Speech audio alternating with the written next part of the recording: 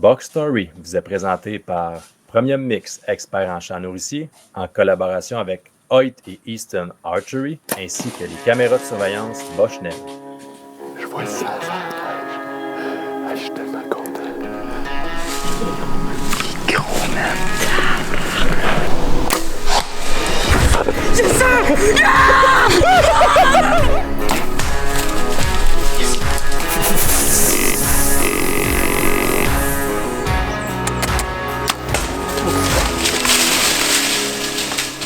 Soyez sérieux, achetez Hoyt. Bonjour tout le monde, j'espère que vous allez tous super bien. Le printemps est enfin arrivé pour de bon et la chasse aux dindons frappe à nos portes.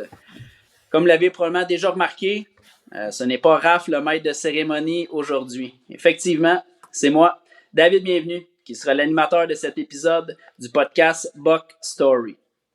La raison est bien simple. Un podcast de chasse au chevreuil ne serait pas digne d'être en ondes s'il n'avait pas comme invité nul autre que le plus grand défenseur de la chasse au chevreuil à l'arc que le Québec ait connu depuis les années 2000. Le visage d'Arcmaniac, ainsi que de la classique Whitetail, Raphaël Turcotte. Raph, bienvenue à ton propre podcast. Comment ça va? Hey, ça va bien, Dave. C'est le fun d'être assis dans la chaise de la personne qui est interviewée plutôt que dans la personne qui anime l'interview. Ben J'ai oui, une bière à la main, c'est tranquille. C'est certain. Écoute, le printemps arrive. As-tu eu le temps d'aller dans le bois dernièrement? Je sais qu'ils annoncent. Là, le monde, ils ne savent pas, mais aujourd'hui, quand on tourne, ils annoncent comme 20 cm de neige Ben oui. pour demain. Mais les dernières semaines, c'était bien. As-tu eu le temps d'aller dans le bois un peu dernièrement? Écoute, Dave, on avait des plans de faire des champs nourriciers. J'étais là, il m'a gagné du temps cette année. On va être en avance, c'est malade, mais comme à toute année, le printemps, il n'est jamais arrivé tant qu'il n'est pas vraiment arrivé. Donc, oui, je suis allé dans le bois. J'ai fait des travaux l'année passée. J'avais planté du maïs debout, puis il fallait que je couche tout ça au sol pour... je l'avais fait une partie l'année passée, puis je voulais continuer ça avec une machine à bouchog. En même temps, j'ai cherché des cornes un peu sur ma terre en Ontario. J'ai fait beaucoup de prospection sur ma terre aussi parce que, l'année passée, j'ai pas vraiment chassé. J'avais beaucoup de bocs de 3 ans et demi OK. sur ma terre que je voulais pas tirer. Bon, on sortait d'une classique Whitetail, je n'ai pas trop parlé. J'ai pas été très, très présent sur les réseaux sociaux parce que j'avais besoin d'un break. Ça nous a tiré énormément de jus dans les 2 dernières années. Puis comme je suis, père de famille, Ça j'ai vu change. ouais. J'ai vu un peu par quoi tu avais pu passer auparavant. Puis je vois que, à un moment donné, les priorités sont à la bonne place. Là, fait que l'année passée, j'étais entièrement dévoué à ça. Cette année, j'ai un peu plus de temps pour amener justement du contenu là, comme les podcasts, ces affaires-là. Fait que la prospection, j'en ai fait beaucoup. Je vais être d'attaque cette année, puis genre beaucoup de 4,5 ans chassés sur ma terre en Ontario. Puis je vais être très bien ferré là, pour tirer un buck à la trad en Ontario, encore une fois. J'ose espérer. Écoute, tu m'as devancé un peu, justement. Tu l'as effleuré, en fait. Je voulais que tu me fasses un petit retour sur ta saison 2023. Ça avait été comment? Ouais. Parce que, comme tu l'as dit, on n'a pas eu trop de nouvelles. Moi, je suivais ça à distance au lieu d'être de l'interne cette année. Ouais. Puis, tu sais, on n'avait pas trop de nouvelles. Fait que, tu sais, ça ressemblait un peu à quoi ta saison? T'as-tu chassé au Québec, en Ontario? T'as fait quoi? Moi, j'ai fait les deux, Dave. J'ai fait les deux. J'ai un spot dans la 8 ici qui est comme juste en avant de chez nous, là, que j'ai monitoré toute l'année avec des caméras. J'avais espoir qu'il y avait un buck que j'avais suivi lors de la dernière classique Whitetail, que j'avais vu, pas pu tirer d'ailleurs parce que j'avais ma trappe dans les mains. Il a passé à 40 mètres. J'avais pas entendu parler que ce buck-là était mort. Il y avait un autre mature, il y avait comme 2 matures cette année-là que je courais après. Fait que j'avais espoir que lui soit encore en vie, puis malheureusement, je ne l'ai pas pris en photo du tout. Je me suis donné comme objectif de vraiment aller jusqu'à la chasse, des fois qui arriverait un peu plus tard. Mm-hmm. Finalement, force est d'admettre qu'il ne reste plus rien dans la 8. Là. En tout cas, en avant de chez nous, ça a été bien vidé, bien lavé. Fait que je me suis tourné vers la 7. La 7, même constat, j'étais en reconstruction de cheptel. J'ai chassé, dans le fond, je m'étais pris une semaine de congé seulement l'année passée pour la chasse, que je voulais aller en Ontario. Fait que j'ai seulement chassé les fins de semaine au Québec dans la 7. J'ai vu des 2,5. J'ai quand même eu du plaisir à chasser. Là. J'avais pas de grosses attentes à part un buck en particulier qui était sporadique, un peu à la hauteur de Trump là, lors de la première classique Whitetail. Il était in and out chez nous. Je le prenais, puis il disparaissait. Donc, c'était pas un buck local. Je suis probablement sur le coin, le S de son air vital. Je n'étais pas plein centre. Fait que j'espérais. Il a fait quelques apparitions. Cette année, s'il refait les mêmes affaires, il risque d'être un peu plus dans le pétrin que l'année passée. Mais j'ai installé des caméras. Je voulais inventorier un peu ce que j'avais. Puis j'ai été surpris. Entre voisins, on s'est regroupés il y a 2 ans pour essayer un peu de protéger le plus de mal possible en disant, bon, il y a lui, voici la liste de shooters. Ça semble marcher jusqu'à présent. On a C'était beaucoup ma de... question. C'était ma question. Est-ce que ça fonctionne ou Ben, déborde? j'ai vu une augmentation du nombre de 3.5 ans cette année, mais ça bloque toujours à 3.5.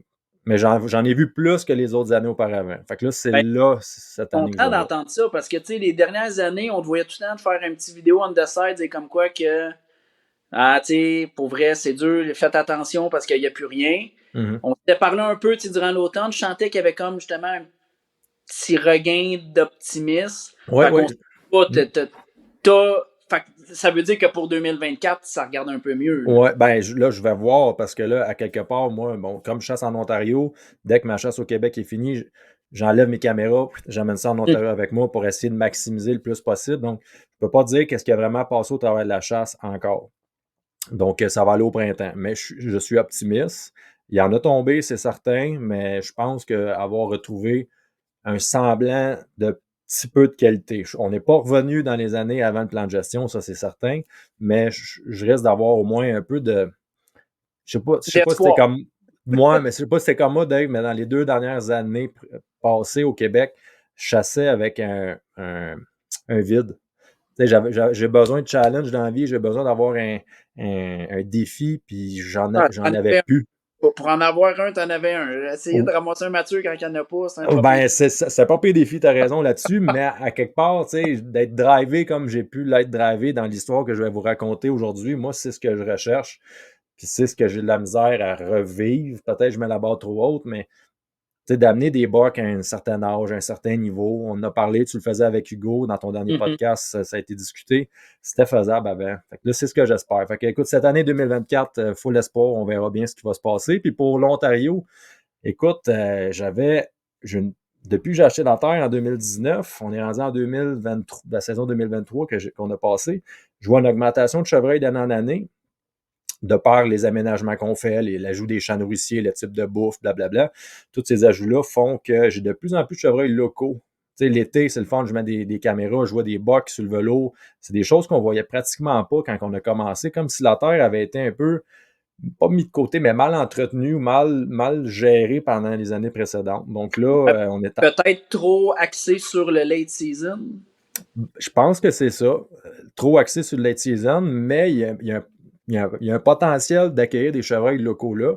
Maintenant, le potentiel, ça va être à la hauteur de ce que moi je suis capable de faire et de supporter en tant que champ, parce que l'habitat, ça reste un habitat majoritairement hivernal, mais il y a du chevreuil local qui peut y rester. Fait que j'avais une coupe de bocs très intéressant. Écoute, j'avais peut-être 4, 3,5 ans.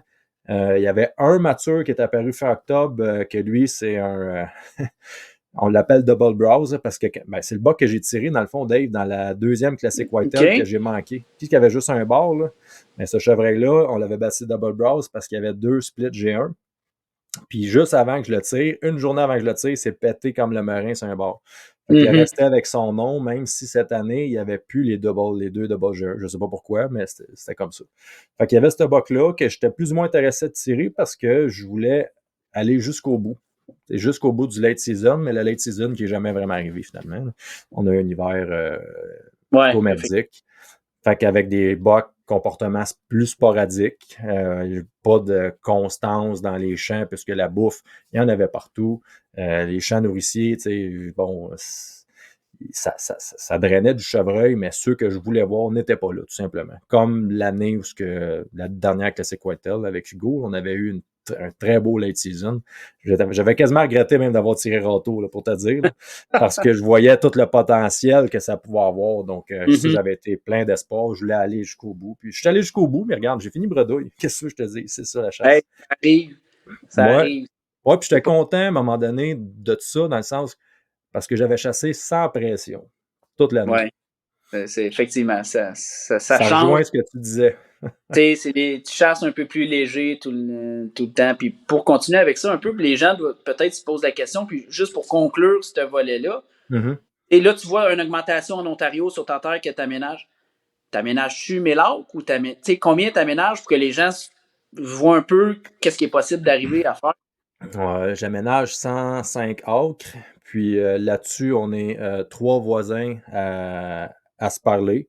Puis fait que, globalement, on doit gérer à 3 600 acres à peu près, mettons, grosso Tu modo. sais, c'est une belle grandeur, mais c'est pas, je veux dire, c'est pas 2000 acres, là. C'est quelque chose que Non. tout le monde est capable de faire possiblement. Puis, Mhm. tu sais, en 4 ans, tu arrives déjà à voir une évolution. Fait que Ouais. je trouve ça super intéressant pour. Mais hein.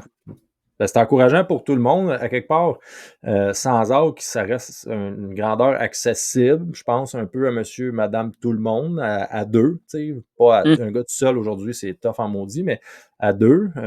Puis ça donne espoir. Tu sais, à un moment donné, la chasse, on prend toute une certaine évolution là-dedans. Il y a eu une année, je voulais tirer un boc à tout prix. Après ça, il y a eu. Là, aujourd'hui, faire ça, j'ai vraiment du fun. Écoute, j'amène mon gars avec moi dans le bois en 4 roues. On s'en va se promener. On regarde. Tu sais, il y a plus que ça, là, plus que de tirer, plus que. Même si c'est super le fun de tirer, là, je veux dire, ça, on est drivé par ça, mais il- c'est large. Quand tu as une terre que tu peux aménager, là, tu as tout le temps de raison pour aller dans le bois. Prendre ta chance, ça, aller faire un ci, ça. Tu sais, c'est le fun. Moi, je suis rendu là, puis j'en suis très fier, dans le fond. Maintenant, tirer, si je voulais tirer un chevreuil à tout prix, penses-tu vraiment que j'aurais une trappe dans les mains aujourd'hui? Non, t'aurais un bâton de feu. J'aurais un bâton de feu pour si je veux me faire plaisir à moi-même là-dedans. Puis, fait que c'est ça. C'est tout à ton honneur en passant. Tout Ouais, à ton honneur. merci. Écoute, juste conclure un peu l'introduction, puis m'en aller où est-ce que je veux m'en aller là, avec l'histoire, en fait, le concept, le box story que tu veux nous conter. Écoute, ça fait quand même 12 ans, mettons, qu'Arcmaniac roule. Il y a des Mhm. gens qui nous suivent, en fait, qui suivent Arcmaniac depuis tout début. Il y a des gens qui nous suivent depuis une couple d'années. Puis il y a des gens avec le nouveau concept de podcast qui vont peut-être commencer à suivre Arcmaniac. Mhm. Bien rapidement, bien short. Arcmaniac, là, ça part de où? Ça part de quoi? Puis ça s'en va vers où? Écoute, Arcmaniac, Dave, ça remonte à. On va faire une petite pub à Ferland Sport. Là. Il y a longtemps, ben, il en fait encore sûrement des soirées Ferland Sport, des soirées de chasse qu'il organisait une fois par année. Puis il avait fait un petit concours de vidéos de chasse. Fait que, tranquillement, on a commencé à filmer nos chasses. Puis j'ai développé un intérêt. Écoute, j'ai grandi avec les prime time, sûrement que tu as fait la même chose. Pas mal. J'avais une faim de films de chasse, une faim de chasser à l'arc. J'ai toujours eu ça en moi. Mes oncles autour de moi, ça chassait à l'arc. Mon père, tu sais, j'ai été élevé là-dedans. Puis là, j'ai commencé à participer à ça. Puis je me suis dit, tiens, ils m'ont baptisé ça Arc-Maniac. Puis c'est apparu en même temps ou presque Chasseur-Maniac. Eux, ils faisaient leurs petites affaires de leur côté. Fait Ah oui. on ne sait pas qui est parti en premier. Là. On ne peut pas faire de guéguerre là sur le maniaque. Là, mais Arc-Maniac est décollé de là. Puis suite à ça, ben, mon intérêt a toujours grandi. Je suis allé suivre une formation en Illinois avec nos amis de Campbell. Dans ce temps-là, c'était Campbell Camera. Je ne sais pas si ça existe encore. Là.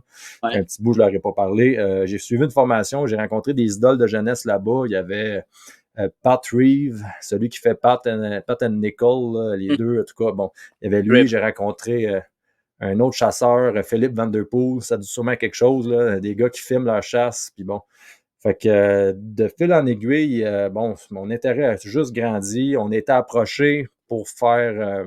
Ben, j'avais envie de participer à un projet qui s'appelait Bocadic dans le temps. Puis là, toi, je t'avais rencontré, Dave, dans une soirée de Ferland. Tu avais fait une vidéo. Fait que là, j'ai dit, hey, ça pourrait être un bon partner. Puis regarde, c'est parti de là. Ça remonte à 2012, 2013, quelque chose comme ça. Ouais, ça, oui, c'est quoi, même 2011, 2012, dans ces Bon, eaux-là. on s'est rencontrés là, puis après ça, ben, on s'est dit, Colin, pourquoi qu'on partirait pas vraiment à Arcmaniac ensemble? Fait on a parti ça, puis le fil d'arrivée de tout ça, c'était quoi? Bon, c'était de vivre un rêve, évidemment. On en a tous un. J'ai essayé, j'ai amené ça au plus loin que j'étais capable d'amener. Je suis allé à RDS pour me rendre compte que ça reste super beau quand tu es à l'extérieur de ça, c'est un rêve, mais quand tu as une femme, quand tu as un foyer, c'est pas fait pour. Il faut que tu ailles courir à gauche par à droite. Tu es tout le temps parti d'un voyage de chasse. C'était tout le temps. Fait que ça m'avait ramené un peu plus sur terre à savoir, OK, bon, c'est vraiment ça. Puis là, bon, on a parti la chaîne YouTube. Mhm. Ça correspondait vraiment plus à ce qu'on pouvait faire, puis le web, je veux dire, c'était facile de faire ça, là. Puis Oui. pas les contraintes de la télé, pas les frais de la télé. Ça nous joignait plus en tant que moi, j'étais un travailleur de la construction. J'avais pas le temps de gérer des commanditaires, de gérer le monteur vidéo. C'était trop pour moi, là. Fait que j'ai ramené ça. Ça nous donnait une liberté dans le Ouais, temps de dire ce qu'on clairement. voulait. Puis ça, bon, on a trippé à faire ça, là, c'est sûr et certain. Puis là, à un moment donné, ben là, bon, la classique, on a toujours essayé de pousser ça plus loin. La classique Whitetail est arrivée. C'était des projets qu'on parle de même, puis à un moment donné, OK, go, on le fait, on part. Puis bon, Ouais. c'est en le faisant qu'on se rend compte que ça marche ou pas. Fait que c'est un besoin de créer que j'ai. Je vais toujours l'avoir, ça. Ça s'en va où? Ben là, la gang a agrandi, c'est sûr et certain. Étienne Côté, Tommy, Louis, Luc Brodeur. Ouais, on verra. Je nomme-tu ou pas? Ça regarde pas. On va peut-être avoir des annonces prochainement. OK, bon, ben c'est ça. Fait que, tu sais, on verra. Il y a peut-être d'anciens qui vont venir, mais ce que je veux dire dans ça, c'est que là, je me rends compte tu sais, que ça, la chaîne YouTube, la chaîne Résilience, ça correspond à beaucoup plus de gens. On a moins de pression. On met du contenu de qualité pareil, mais à notre rythme. Puis les gens aussi, à un moment donné, bon, c'est bien plus facile quand tu as des événements comme ça, de regarder ça par après, vraiment des segments de chasse avec des explications claires. On a essayé les lives, on a essayé bien les affaires, puis là, on va peut-être plus retourner à nos racines, donner de la formation aux gens. Puis c'est un peu vers ça qu'on se dirige, là. On va toujours être là. Moi, mon but, c'est de faire la promotion de la chasse à l'arc. Bon, si tu veux, au Québec ou ailleurs, au chevreuil. T'sais, le reste, j'ai mis ça de côté parce que j'ai plus le temps de tout faire. Là. Quand tu as une terre, je vais aller faire mes champs nourriciers, j'ai des chênes à planter, des pommiers à m'occuper. Là, ça fait trop. Je me concentre sur le chevreuil, puis j'en ai bien assez. Puis, tu sais, c'était vraiment ça qui nous drivait. Tu sais, dans le temps, là, quand on a décidé de vraiment partir sa chaîne YouTube, puis je veux pas empiéter sur ton podcast, mais tu sais, ben non, vas-y. Ce qui nous drivait les deux, puis on avait exactement la même affaire, c'était la chasse au chevreuil à l'arc. Ah oui. La balance, là, c'était que ça, puis on chassait exactement de la même façon, fait que c'était super facile, super le fun. Je veux dire, résilience, on en a pas. J'ai eu beaucoup de fun à faire résilience. Dans ces années-là, pour vrai, versus, mettons, la classique qui amenait une pression.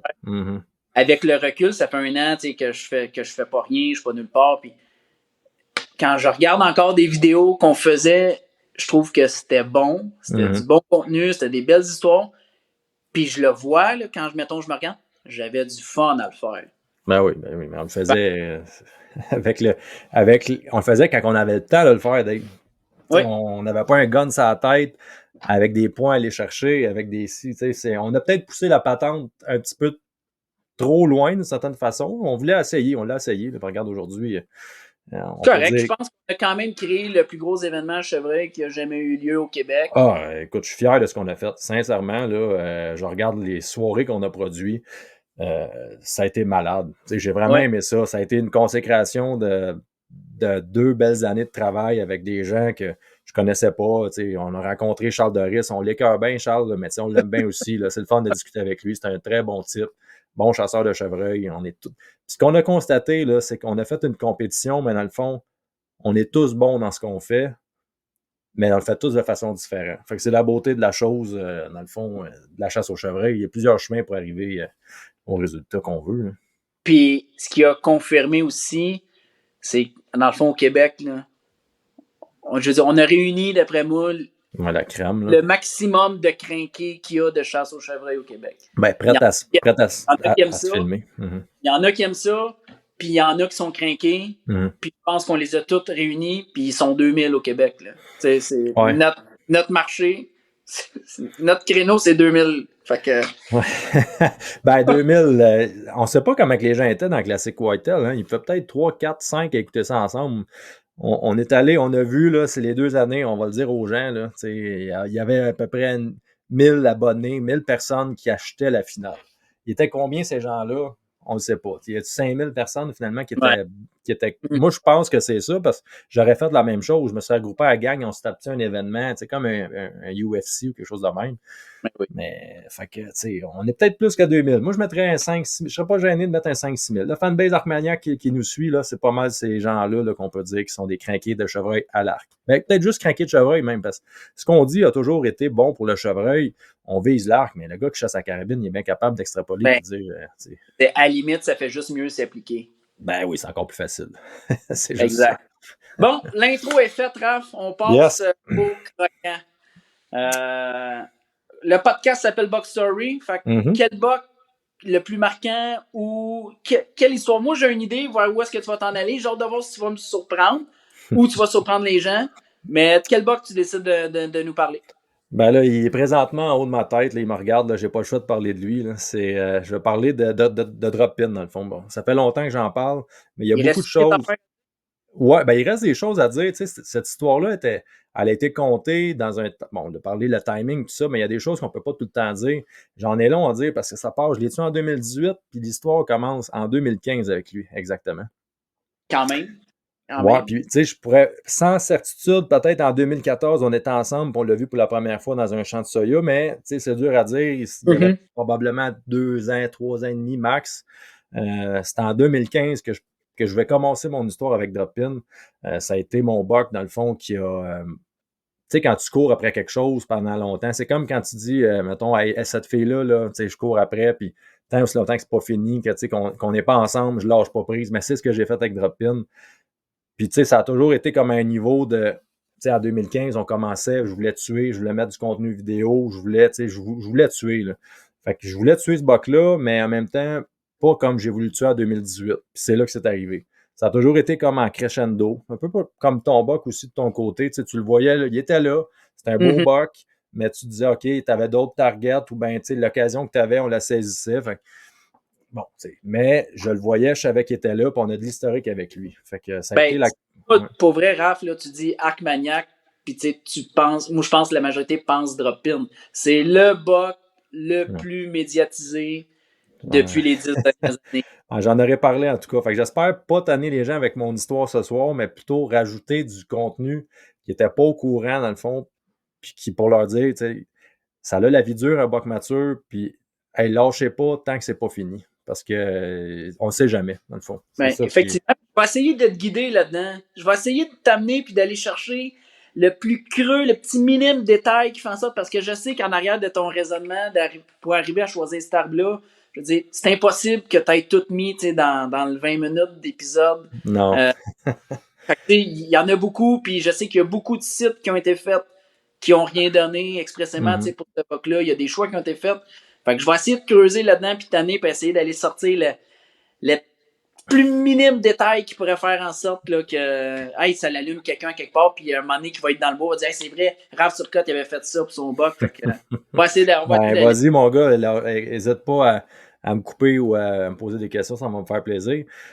Si je commence mon histoire, dans le fond, je vais te commencer ça en 2015. C'est là que je l'ai baptisé Drop-In. En août 2015, j'étais en train de tourner ma première saison RDS. Je m'en vais avec mon père faire du scouting dans un champ de soya qui est adjacent au bois qu'on chasse. L'été avant sa grand pas, j'ai décidé de venir faire une petite sortie de scouting avec ma future chercheuse de cornes.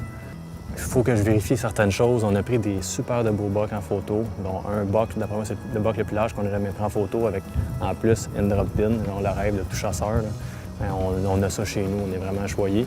On essaye de faire en sorte d'établir son pattern, puis on l'a pris en photo à un endroit. On veut voir à peu près dans quel coin il peut sortir pour aller manger dans le soya.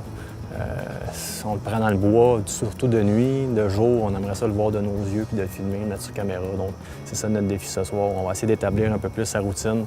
Puis, en début de saison, le soya, c'est jamais mauvais non plus. Restez des nôtres, d'après moi, on va avoir de l'action ce soir. Il fait beau puis pas trop chaud. C'était pas une vraie drop-in. Dans le fond, c'est probablement lors de la poussée des velours, il a dû s'accrocher à quelque part. La pin a poussé par en bas, tout simplement. On se l'est-tu fait poser cette question-là? Ben oui. Mais il l'a plus jamais eu après. Fait que je comprends les gens, a disparu la drop. Fait qu'en 2015, il y avait une drop-in. Fait que j'ai passé ma saison. Là, je m'étais vraiment dit, OK, je veux drop-in. C'était particulier, là, tu sais, on a tout un rêve, tirer un buck avec une drop-in. Fait que je m'étais lancé là-dedans, chasser ce buck-là. Puis ça l'a donné, en fait, que la dernière fin de semaine, l'avant-dernière fin de semaine, j'étais avec mon père. J'ai pu tourner des images de ce buck-là. Je vois-tu pas de drop-in arriver.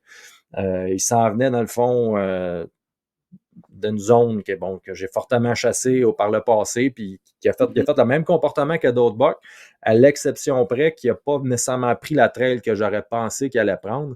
Donc, il est arrivé, puis il nous a comme surpris par en arrière. Bon, je chasse sur on se cachera pas, là, il y a sûrement des gens dans la vidéo qui l'ont vu.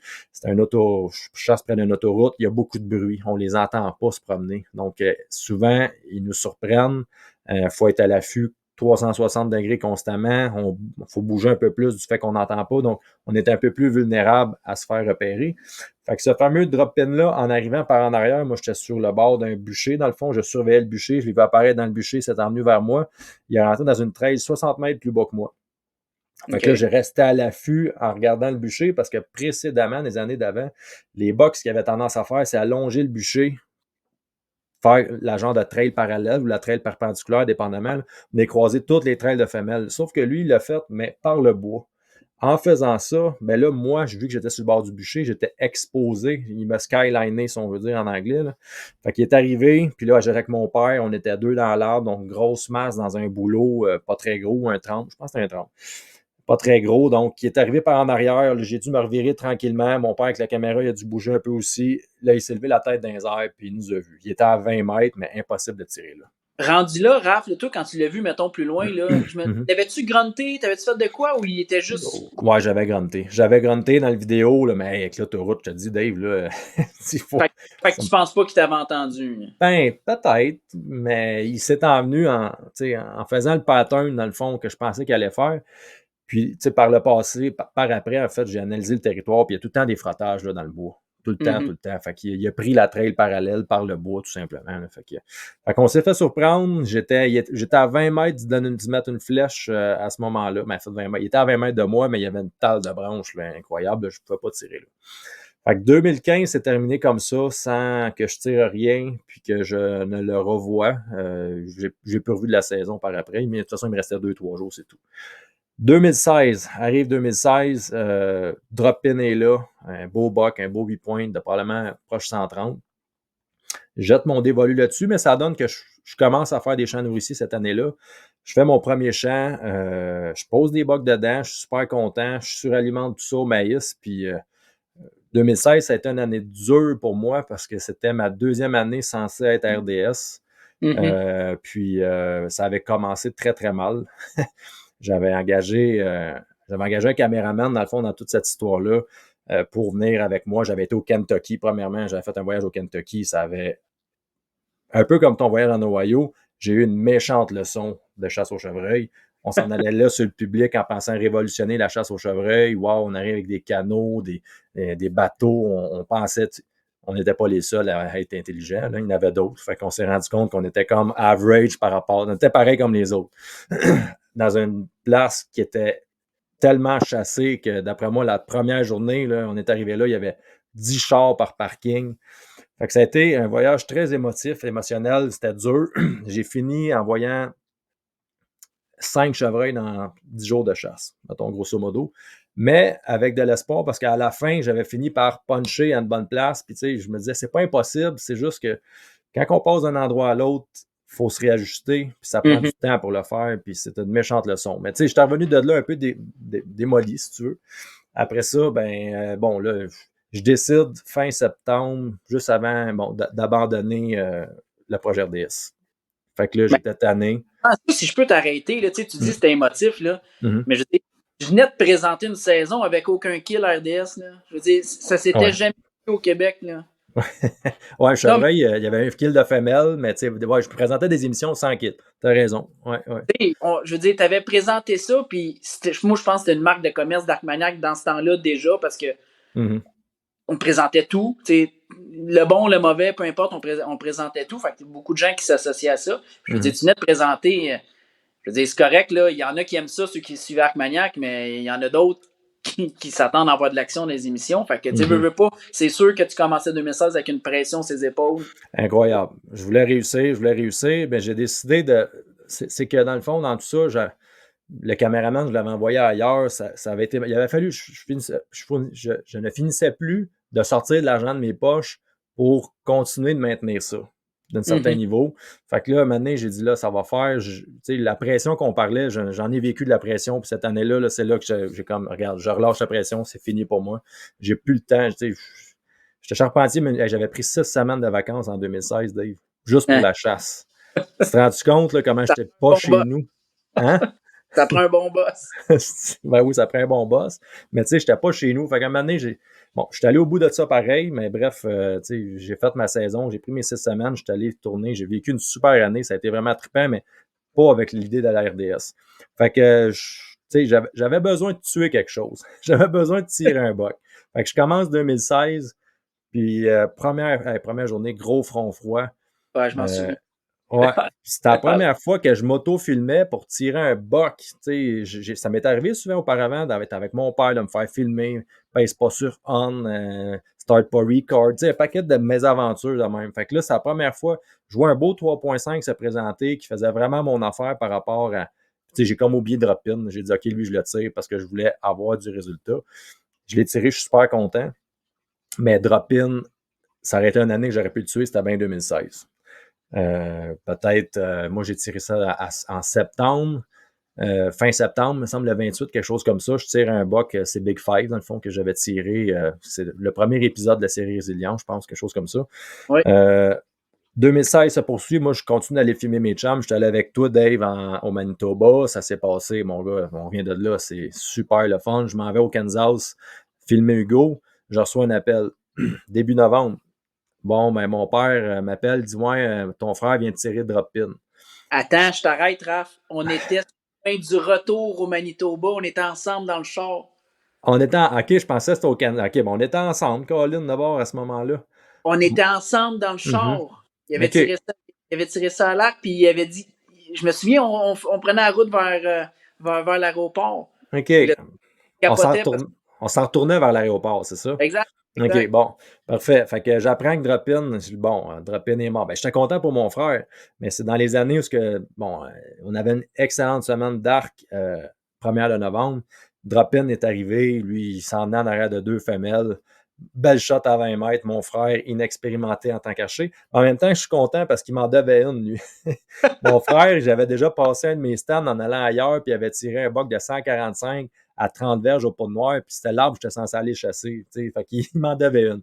Fait que, tu sais, drop-in, fait venir le chien, ils ont cherché, ils n'ont jamais trouvé de drop-in, mais il a fait une shot d'épaule. Avec quelle flèche, je pense qu'il y avait, quelle pointe de chasse qu'il y avait une rage en avant de ça, un setup, broche à foin, ça a pogné l'épaule, ça a à peine piqué, un peu de sang, puis jamais retrouvé, pas retrouvé le chevreuil. Donc, drop-in, on ne le revoit pas pendant toute la saison. Non, oui, je l'ai repris en photo dans mon champ nourricier, c'est vrai, que j'avais fait vers la fin. Donc, ça se conclut un peu pour ça en 2016. Donc, Drop-In, en 2017, je commence l'année en force en me disant, ben c'est all or nothing sur Drop-In. J'avais refait un autre champ nourricier. J'avais fait venir Hugo avec sa pelle mécanique sur le terrain.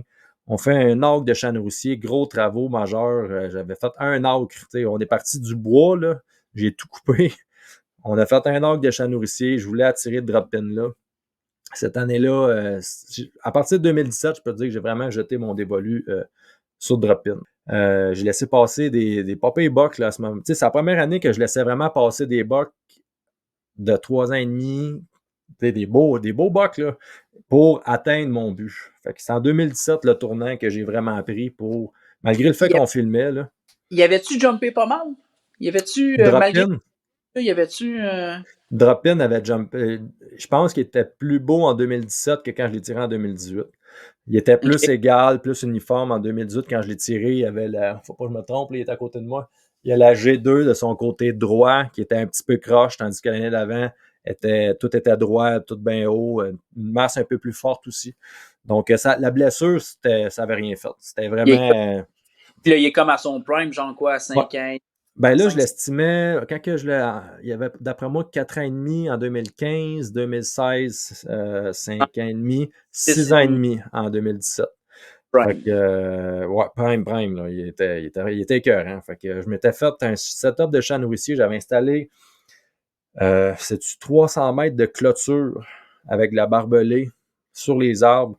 J'avais tout débroussaillé ça pour aller justement les intercepter à un autre endroit quand ils revenaient des grands champs agricoles. Puis j'avais mon champ nourricier dans le bois comme tel que je chassais. Fait que les matins, j'allais sur le bord de ma clôture. Fait que j'ai pas fait de bruit. Je me suis dit, m'attendre qu'il fasse plus clair pour installer mes affaires puis que je voie comme faut s'il y a des chevreuils ou non. Puis là, ce petit point-là est apparu à 5 mètres en dessous de l'arbre. Il y a vraiment un gros body, c'est un chevreuil mature. Si je fais ça, c'est strictement parce que je veux pogner drop-in. Parce que sinon, ce chevreuil-là, je l'aurais tiré. Il fait partie de notre liste des shooters. Pour pogner drop-in. Je ne l'ai jamais vu là, mais j'ai vu d'autres bucks. J'avais vu mon buck que j'avais surnommé Prometheus. D'autres bucks de 2 ans et demi. Je les ai laissés aller. Puis, bon, à ce moment-là, je m'en mordais.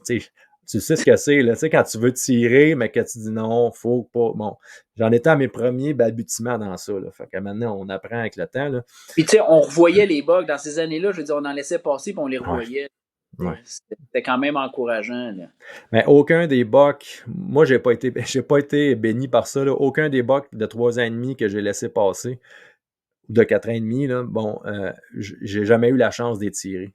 C'est plate, là. Ça a toujours été les voisins pour ma part. J'ai jamais eu l'effet inverse. Il n'y a jamais eu un appel me dire hey, lui, ça fait 2-3 ans. Jamais, jamais. Moi, par exemple, je l'ai fait amplement. Donc, les voisins, il faut qu'ils me remercient pour ça. Là. White Ten, Prometheus, c'est tous des bucks qui étaient rendus à leur prime. C'est pas parce qu'on n'aura pas eu de chance dessus, là, mais on s'entend que. C'est des bucks que tu as passés réellement. Ouais, c'est ça, réellement que j'ai vu, que j'ai laissé aller. Puis bon. Anyway, fait que. Oui. Tu le posais-tu pas mal tout le temps dans le même coin? Je sais que tu le posais pas nécessairement souvent. Non. Tu savais qu'il était là, mais c'était-tu, d'année en année, étais-tu pas mal tout le temps dans le même coin? En novembre, je le voyais pas mal tout le temps. Ben là, maintenant, avec le recul, là où je l'ai tué, c'est là où ce qui se tenait en novembre. C'est sûr et certain, c'était définitif. Mais avant, fin octobre, c'était très sporadique. Quand il y avait du soya, je le voyais dans une place en particulier. Sinon, j'arrivais pas à le prendre en photo tant que ça en l'été. Versus d'autres bucks là, que je prenais régulièrement. Donc, on a retrouvé son shed ensemble, Dave, en 2019, je pense. Ouais. Si s'est tenu là où il a perdu ses sheds, ben il savait dès le départ que la chasse commençait parce qu'il était collé sur le parking. On arrivait dans le fond, puis c'est peut-être pour ça que j'ai jamais vraiment patterné ce coin-là en début de saison parce que je le prenais en photo, il apparaissait out of nowhere comme s'il arrivait de l'endroit qu'on a trouvé ses sheds pour s'en aller vers le fond de la terre en octobre. C'était souvent de même. Là. Après ça, je commençais à le prendre dans le fond. Fait qu'il arrivait-tu du devant de la terre comme tel où ce qu'on a trouvé ses sheds ou de la terre de l'autre côté du chemin, je peux pas dire. Là. C'était ça son pattern, là, pas mal. Là, fait que 2017, j'ai couru après pas mal. Écoute, j'ai laissé passer, comme je te disais, des 2 ans et demi, 3 ans et demi. J'avais fait un petit concours en 2016 suite à ma saison que j'avais faite. Bon, j'avais décidé de pas aller RDS en 2016, mais j'avais fait une soirée, des soirées vidéo. Dans ceux qui venaient à la soirée vidéo, il y avait des billets, les gens pouvaient gagner une chasse Arcmaniac, donc j'amenais le gars avec moi, puis il passait 3 ou 4 jours avec moi pour chasser. Fait que je l'amenais chasser sur ma terre. Fait que j'ai consacré en novembre 4 jours à faire chasser un ami, René Robert Duclos, dans le fond, qui est descendu à la maison, puis bon, on a essayé de pogner de drop-in, mais juste avant que René arrive, j'aurais une chance de le tirer. On venait de l'Illinois ensemble. Je ne sais pas si tu te souviens. On venait de l'Illinois, le vent était nord. Oui, tu avais descendu ton stand. On revient de l'Illinois. Ça fait 10 jours qu'on est parti. On a eu une super saison en 2007 en Illinois, dans le fond. On est allé là, je pense, du 1er au 7. Comment? C'est-tu quelque chose comme ça? 31, 1er jusqu'au 4 au 9, là. 4 au 9 novembre. Bon, on part du 4 au 9 novembre en Illinois. Super, on est 3 gars à chasser, on tire nos 3 bucks. C'est malade. On arrive, on vient, on est sur le chemin du retour. Je vois que le vent est nord, c'est la meilleure possibilité pour moi d'aller chasser mon champ nourricier. Ben là, c'est ça. Chérie était pas trop d'accord. Là. Fait que là j'étais comme en dilemme. J'étais en dilemme, tu sais, essaye d'expliquer à quelqu'un pour qui que le vent nord, ça veut rien dire, que c'est important le vent nord. Ça marchait pas. Fait que là, chérie, ouais, le vent est nord, ouais. Puis, ben là, Ça fait 10 jours qu'on s'est pas vu. Ouais, ben c'est ça, mais c'est parce que le vent il est nord, tu sais. Fait que, en tout cas, ça a été toutes que mes aventures. Finalement, je décide d'aller profiter du vent nord. Puis, mais je monte dans le stand, je m'installe. Puis, ça fait peut-être 1 heure que je chasse. Là, je me fais piffer par des femelles, puis le vent tourbillonne. Tu sais, il était pas nord Toi, t'es parfait, mort là. de ce moment-là, je Ouais, pense. ouais, je rentre par le bord, sneak. Tu sais, cet accès-là était malade parce que ce champ nourricier-là, je pouvais rentrer là-dedans, même quand il y avait des chevreuils dedans, puis ils ne me voyaient pas. Fait que ça a été vraiment une belle réussite sur ce champ-là, de par mon accès aussi que j'avais, là, qui était un peu. On n'en parlera pas trop, mais tu sais, c'était facile pour moi de rentrer par en arrière puis d'y aller là, facilement. Fait que c'était un chemin passant. Fait que, tu sais, je passais par le chemin passant, puis je rentrais, le champ nourricier n'était pas très loin. Là. Fait que les chevreuils ne m'entendaient pas. Là. Fait que c'était facile pour moi de faire ça. Mais bref, je monte dans l'arbre, je me fais sentir. Je suis pas très à l'aise. Là, bon, drop-in. Tu sais, j'aurais dû dire, c'est ta dernière journée le gros. Là. Profite-en. Puis parce qu'après ça, René s'en venait. Puis dans ce temps-là, la chasse, c'était juste une semaine. Là. C'était pas Ouais. comme aujourd'hui, 10 jours de carabine intensif. Fait que c'était 2 fins de semaine dans le fond, de chasse. Là. Fait que c'était comme un équivalent de 7, 8, 9 jours de chasse, quelque chose comme ça, le max. Fait que je descends de l'arbre, puis une demi-heure après, drop-in, il se serait planté devant moi, puis il aurait été correct pour. J'aurais été capable de le tirer, là, Ça, avec t'as le vu vent, ça. Ça, par évidemment, après. t'as vu ça avec un relevé de cam. Là. Un relevé de cam, dans le fond, avec René. René, quand il est arrivé le lendemain, je bon, tu sais, drop-in, il est dans le coin, t'as des chances. Fait qu'on est allé, je suis allé près d'un champ 4 roues. Parce que la façon qu'on fonctionnait, dans le fond, ce champ nourricier-là, j'avais mis du trèfle dedans, puis je suis réalimenté au maïs avec mon 4 roues. J'ai un spreader en arrière, dans le fond, à VTT. Puis ça a un spread quasiment, ça doit spreader 15-20 pieds de large, cette affaire-là. Là. Ça marche super bien. Fait Ouais. c'est la technique qu'on a trouvée pour concentrer le plus possible de chevreuils dans un endroit donné, sans qu'ils rentrent en compétition les uns avec les autres. Ils rentrent là-dedans comme si c'était pas comme un appât standard. C'est pas un tas fixe. T'sais. On a souvent parlé en Arcmaniac. Là. Moi, je chassais un appât, un tout petit appât. J'aime pas tellement ça du fait que je sais pas pourquoi je suis pas capable. Ça me prend de quoi de plus naturel. Fait que bref, en faisant ça, les chevreuils rentrent. Tu ne vois jamais se chamailler, ils n'ont pas de pression, ils sont beaucoup moins nerveux, je trouve, que sur un appât standard. Puis ça permet c'est ça, de concentrer plus de chevreuils à la même place. Fait qu'il y avait beaucoup de femelles qui allaient là. Puis, tôt ou tard, drop-in, en 2015, non, en 2016, dans le fond, il se tenait là pas mal.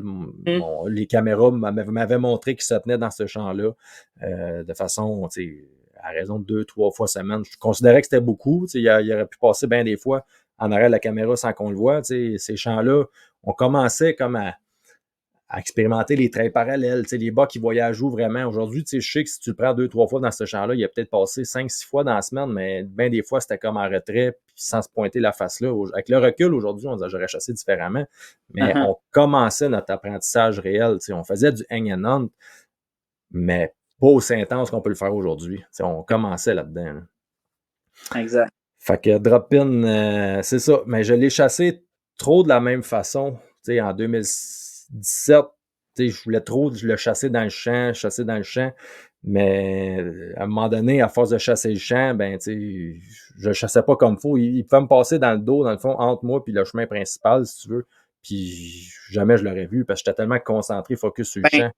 Ça, puis pour surfer un peu sur ce que tu viens de dire, que c'était les débuts de la façon qu'on chassait, mettons, t'étais pas sur les signes vraiment qui te laissaient possiblement 1500 pieds plus loin. Là. Non, c'est ça. J'étais là où je pensais qu'il allait. Ça avait marché en 2016, je me disais ça va marcher en 2017. Mais là, à un moment donné, ces bocs-là vieillissent aussi. Puis, bon, mon père, en 2016, avait chassé le champ. Il y avait eu une pression à cet endroit-là que peut-être qu'au final, drop-in, ça reste un boc timide. Là. Ils voyaient la caméra, je ne le reprenais pas en photo là, à cet endroit-là. Il arrivait, il voyait la cam, il sentait la cam, il sacrait son camp, je le voyais partir en courant. Je ne le reprenais plus là après. Il pouvait passer en arrière un peu plus loin, mais on t'essayait de le chasser, ou est-ce que tu voulais le chasser au lieu de le chasser, ou est-ce qu'il te permettait de le chasser? Ben, je chassais là où il avait laissé des signes et non pas là où il était. Je chassais tout le temps en arrière de lui, au lieu d'être là où. Fait que ça a été ça dans ces années-là, 2016, 2017. 2016, je la compte même pas, je ne l'ai pas vraiment chassé, mais 2017, ça a été ça. Puis Drop-In a finalement survécu. Je l'ai pris en photo à un moment donné vers la fin de la saison en 2017. Avec René, on n'a pas eu la chance de le voir. On a vu beaucoup, beaucoup de chevreuils, mais tu sais, ces appâts-là, à un moment donné, ça draine énormément de chevreuils, beaucoup de femelles, beaucoup de veaux. Énormément. Des jeunes mâles. Les gros bocs matures, j'en ai pris en début de saison sur ces champs spreadés-là, mais quand vient le temps du rut, j'ai l'impression qu'ils ont été éduqués, en tout cas, ils passent en retrait, vraiment en retrait de ça. Les femelles en chaleur vont pas là. T'sais, ceux qui sont là, c'est ceux qui sont pas en chaleur. Ceux qui sont en chaleur, ils se font courir. Courir. Prime rut, là, Dave, là, j'ai souvent vu des bocs chasser des femelles en retrait, toujours dans les extrémités de ma terre. Je me promenais, je me rendais à mes accès à des heures par rapport, là, je voyais des femelles se faire chasser. J'ai une clôture, moi, là, qui sépare, dans le fond, la place que je chasse du chemin principal. Puis les femelles à côté dans la clôture, puis les bocs qui les empêchent. Puis pareil dans le champ, je voyais des bocs sortir des femelles dans le champ complet. Fait, les femelles prime time rut, là, quand les bocs ne veulent pas se faire voler leur femelle qui est en chaleur, ils ne sont pas en arrière d'eux autres à marcher tranquillement. Là. Ils les chasent, là, puis ils sortent là où ils veulent les avoir. Exact. Fait que, c'est dur à chasser, dans le fond. C'est pas des. J'aime bien mieux la première semaine de novembre qu'on avait avant que le temps qu'on a aujourd'hui pour chasser. C'est cool, là, c'est le rythme, mais c'est des up and down. Tandis que c'est pas un crescendo toujours montant comme la première de novembre. C'est toujours en action montante. Tandis que tu arrives en rut, full rut, ben, ça monte. Puis ça descend pendant 2 jours. Puis là, tu perds 2-3 jours avant que ça reparte. Puis là, il faut que tu aies une bonne femelle. Il faut que tu sois à bonne place, clairement. C'est random. Là. C'est pas évident. Clairement pas évident. Fait que ça a été ça, une saison d'apprentissage 2017. 2018, là, mon focus était vraiment jeté sur Drop-In. On retournait en Illinois ensemble. Au Québec, on avait chassé un peu ensemble en 2018. Je me souviens, tu étais venu avec moi. Je commençais à explorer le bedding. On sentait que la terre où j'avais un bûcher, il était là, puis qui commençait comme à être à son prime au niveau bedding. Il y a du foin jaune qui avait poussé là-dedans en 2018. 2017, ça commençait, mais les beddings, on était un peu des novices encore là-dedans. On ne voguait pas là-dedans, mais là, on a commencé à creuser puis à chercher à se perfectionner dans ça. Puis on a constaté que Colin, OK, il beddait bien plus là. Moi, je pensais qu'il se nourrissait là, mais là, non, c'était l'inverse. Là, il beddait, puis il faisait les deux. Il beddait, puis il se nourrissait là. Ben, c'est une des raisons pourquoi il beddait là. C'est parce qu'il n'avait pas besoin de bouger. Là. Clairement. Il restait s'il voulait. Là. Les épinettes qu'il avait plantées là étaient rendues à une belle hauteur. C'était plus genre juste de... Parce qu'à un moment donné, quand il arrive, qu'il bûche à blanc, avant que ça devienne un habitat de bedding comme popé, il faut qu'il y ait un moment donné du couvert avec de quoi au-dessus de leur tête pour les protéger du soleil, pas qu'ils soient full exposés. Fait que là, c'était rendu là. Là, j'étais rendu avec un beau bedding. J'avais des bocs qui beddaient là en masse. Fait que là, j'ai commencé à être beaucoup plus agressif en 2018, à aller là où je pensais vraiment qu'il était qu'il pouvait être, dans le fond. En 2018, on est allé chasser sur le bord ensemble de ce fameux bûcher-là. On avait un boc de 3 ans et demi, peut-être 4 ans et demi, je ne sais pas, mais qui a traversé, s'en allait se bedder. Notre tactique de caméra aussi changeait dans ces années-là, parce que là, tu étais capable de... Tu avais un vrai pattern. Oui, clairement. Tu faisais exactement ce que moi j'expliquais dans le podcast avec mes caméras sur le bord du chemin, mais tu as réussi à faire le même principe, puis ça t'a amené le même genre de corridor de déplacement qui, à ce jour, est encore le même. Encore là, ça n'a pas changé 6 ans plus tard. C'est fou, ça. Là. Ben, une fois qu'on l'a trouvé, ce corridor-là, moi, il est bon même pendant le rut. Même s'il y a de quoi pendant le rut, c'est une place... Il n'y a pas de constance, mais c'est sûr et certain qu'à tous les 2-3 jours, il y a un boc qui passe là. À tous les jours des petits, là, mais un boc popé, potable, à tous les 2-3 jours, mettons, si le vent est bon, tu t'installes là, puis tu es sûr certain d'avoir de l'action. Fait que ça vaut vraiment la peine. Puis ces bûchers-là, ça vaut de l'or, sincèrement. Là. Tu l'as vu chez Hugo, là, c'est la capacité de support que ça l'amène supplémentaire, c'est débile. Là. Est-ce que Drop-In était dans les mêmes patterns parce que je sais que tu avais quand même dans ces années-là pas mal de bocs qui prenaient ça. T'avais White Tent, t'avais Prometheus, si je ne me trompe pas, était encore là. Oui, il est encore là. Des genres de bocs qui, je me souviens, étaient très, très, très sur le pattern. Là. Est-ce que Drop-In Non. était avec eux autres aussi? Non, jamais. En 2018, là, je veux dire, j'ai entamé la saison. Je me souviens, j'avais fait une vidéo, là, j'étais à sa recherche. Là. Je me dis, il faut que je le trouve. Je ne le prenais pas en photo. La chasse rouvre, qu'est-ce que je fais? Ben, j'ai pogné mon stand, je suis allé au fond de la terre complètement, où normalement, c'est là que je le prenais comme le plus souvent, comme fin octobre. On se croise les doigts que ce soir, peut-être que je vais pouvoir voir Drop-In dans les années précédentes. Je l'ai déjà vu se tenir au bout de la terre. Ce buck-là, il est très dur à essayer d'élucider. On dirait qu'il y a eu plusieurs core areas, si on peut se permettre, là, l'endroit vital où est-ce qu'il a tendance à se tenir plus. Il s'est tenu il y a 2 ans, un peu plus en haut de la terre. L'année passée, il avait l'air de se tenir un peu plus bas. Fait que bref, c'est en essayant qu'on va le savoir, parce que je l'ai juste pris en photo une fois cette année. Ce qui est bon, c'est le 24 septembre de cette année. Je sais qu'il est encore en vie, mais je sais qu'il ne se tient pas forcément parce qu'il y a mes caméras, parce que je ne l'ai pas pris en photo souvent. Peut-être qu'il a tout simplement passé 300 pieds avant, 300 pieds plus loin, mais bref, dans le secteur que je suis en train de regarder avec mes caméras, il n'est pas là. Fait qu'on va se promener un peu partout pour essayer de le trouver. On me souhaite bonne chance. La plupart des chevreuils qui sont chez nous vont toujours avoir, ou à peu près l'été, l'automne, ça reste dans le même secteur. Mais Drop-In y apparaissait souvent. Mhm. Mais je soupçonne qu'il était peut-être de l'autre côté parce qu'ensemble, on l'avait vu dans le champ de soya de l'autre côté.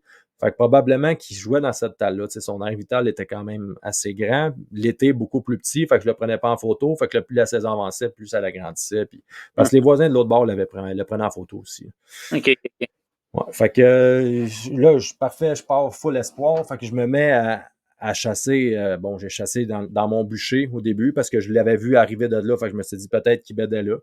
Donc, en faisant ça, c'est la fameuse fois que j'ai vu White Ton pour la première fois, que j'avais chassé à 3 pieds dans le bûcher, dans le fond, parce que Drop-In arrivait de là. Fait que je m'étais dit probablement qu'il était retourné se béder là. Fait que j'essayais des choses. J'étais en expérimentation. Puis, première fois que je fais ça dans un potentiel bedding, paf, White Ton me sort d'en face à 40 mètres, mais il y avait 3 ans et demi. Là. Fait que As-tu pensé, à ce moment-là, as-tu pensé tirer ou... Ben, j'étais mitigé, là. J'avais mon arc dans les mains, je fais quoi? Je regarde, là, j'étais dans un malaise si je me faisais brasser parce qu'il ventait ce soir-là.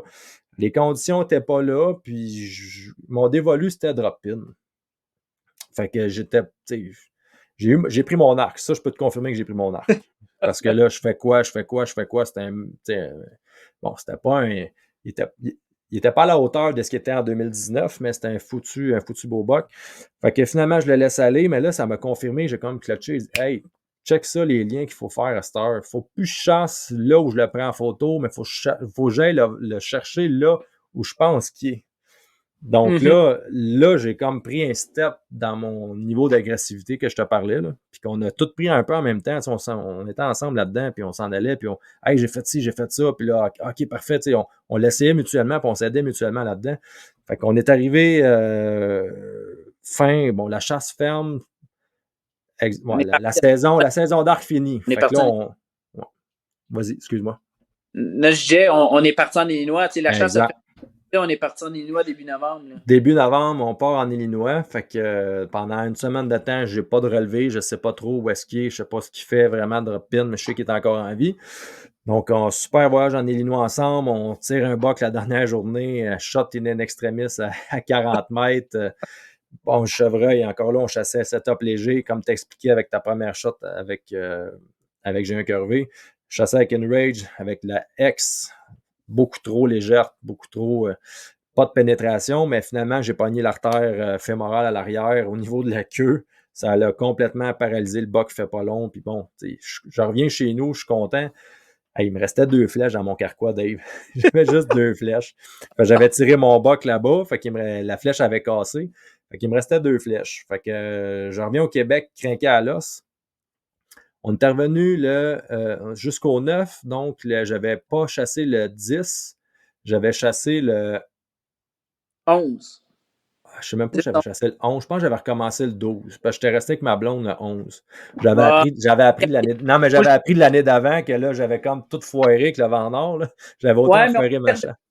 Cette année-là, les dates avaient comme devancé un peu. Je te dis ça parce que j'ai triché, là. J'ai été revoir les épisodes pour être sûr de bien t'enligner comme du monde. Okay. Puis le 11, tu chassais. le 11 t'as chassé Festival de femelles dans ton champ. Dans ton champ. Ah, oui. OK.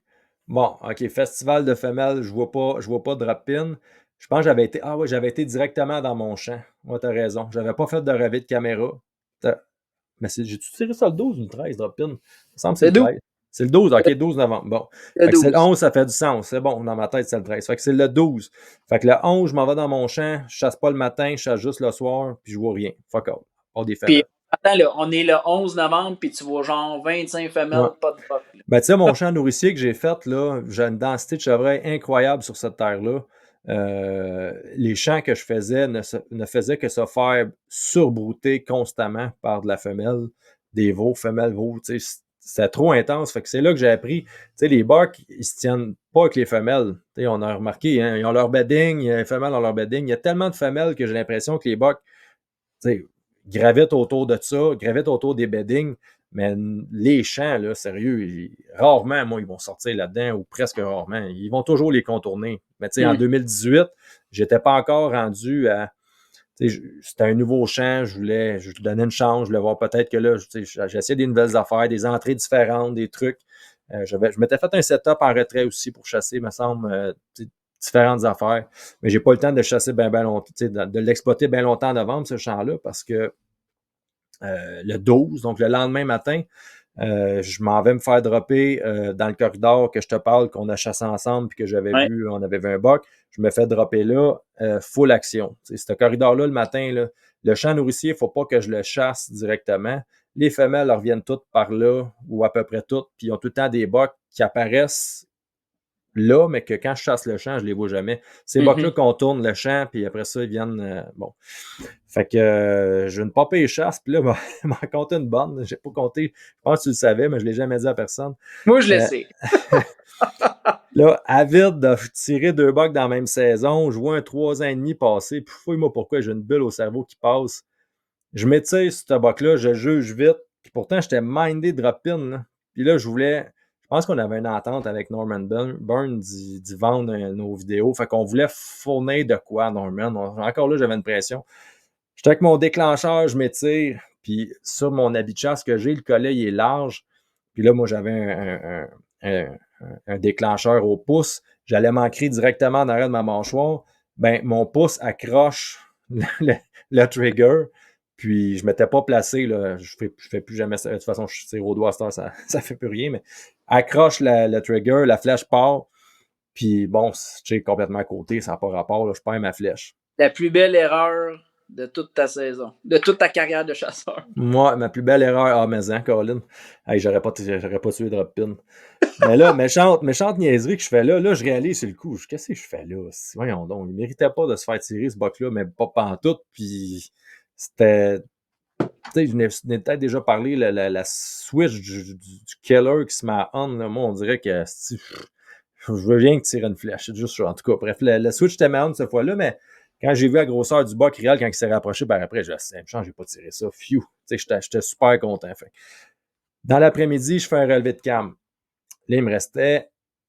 J'ai-tu dit 2 flèches? Non, j'ai chassé. Ouais, j'ai perdu une flèche. Non, je suis allé chasser drop-in. Non, j'avais dû remettre une flèche. J'avais 3 flèches ce matin-là. Je perds une flèche, il m'en reste 2. Fait que là, je m'en vais chasser drop. Dans l'après-midi, j'espérais pouvoir chasser drop-in. Fait que je fais un relevé de caméra. Puis là, dans le champ nourricier que j'avais failli pouvoir le tuer en 2017, je vois qu'il était là fréquemment, puis de façon assez intense. Là. Peut-être dans la dernière semaine, j'avais pris 3 fois. Je pogne mon stand, je m'en vais le chasser au champ, mais avec un vent qui était sud-est ce soir-là. Je m'installe, je fais 2 pas vers le bois. Je dis non, c'est pas là, il faut que tu ailles. Là, t'arrêtes ça. Là, je me suis parlé, j'ai dit. De la façon que je le voyais arriver puis rentrer, là, il fallait que j'aille là où je le voyais arriver et non pas là où il arrivait dans le champ. T'sais, il aurait pu. Le chemin, le pattern que je voyais faire drop-in d'une façon ou d'une autre, il devait le faire bien plus de fois que 2 puis 3 fois. C'est juste que les fois qu'il ne passait pas devant la caméra, ben, il arrivait tout le temps de la même place, ou à peu près, mais après ça, le chemin qu'il prenait, c'était en fonction de ce qu'il sentait, de ce qu'il voyait, de ce qu'il avait le goût d'aller. Fait qu'il ne fallait pas que je fasse la même erreur que des années précédentes. Là, je me suis parlé, j'ai dit non, là, c'est pas là, il faut que tu ailles, faut que tu mets plus loin, là où tu penses qu'il peut passer. Fait que j'ai pogné mon 4 roues, puis là, j'ai fait une ronde. Moi, ma terre, dans le fond, est scindée par, il y a comme 2 chemins. Fait que j'ai pris le chemin de l'autre côté, si tu veux. Puis là, j'ai monté. Puis là, j'ai vu des signes frais. Il y avait de la crotte, il y avait toutes les petites repousses broutées dans un corridor de peut-être 40 mètres. Des frottages, des scrapes à terre. Je dis, what, là, il y a quelque chose qui se passe ici. T'es à combien de distance, mettons, du champ? Du champ, je dois être à 300 mètres, peut-être. T'es un 1000 pieds, là, mettons. Là. Facilement 1000 pieds. Facilement 1000 pieds.